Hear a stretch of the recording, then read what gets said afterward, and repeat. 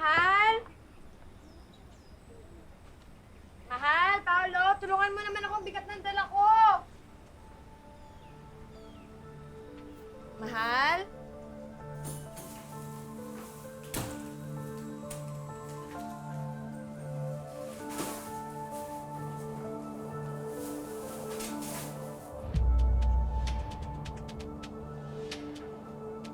Sigurado ka ba hindi pa dadating yung jowa mo? Wala. Tayo ng dalawa nandito. Oo. Ang papaboy niyo! Ang hikat ka, ha? Ha? Ang kapal ng mukha niyo. Nagdala ka pa talaga na...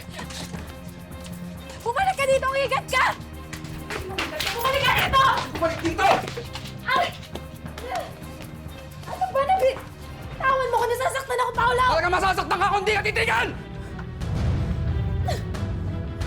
Nagkamali ako na pinatulang kita!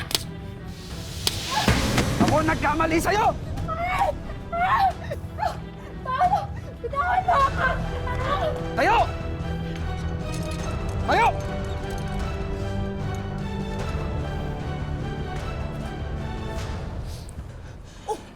Ano? Kumusta na? Ha? Ano nangyari?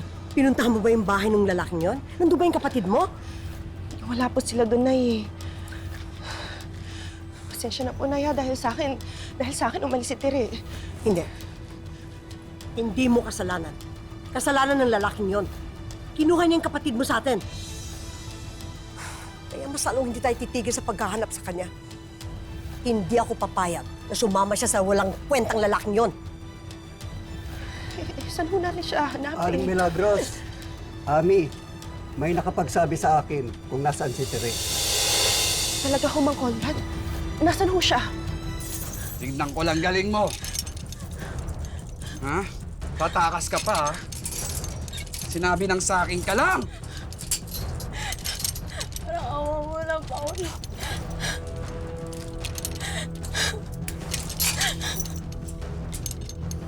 Mabulok ka dyan!